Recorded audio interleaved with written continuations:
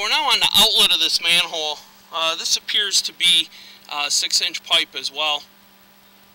We are going to televise down to the manhole for the city tie-in.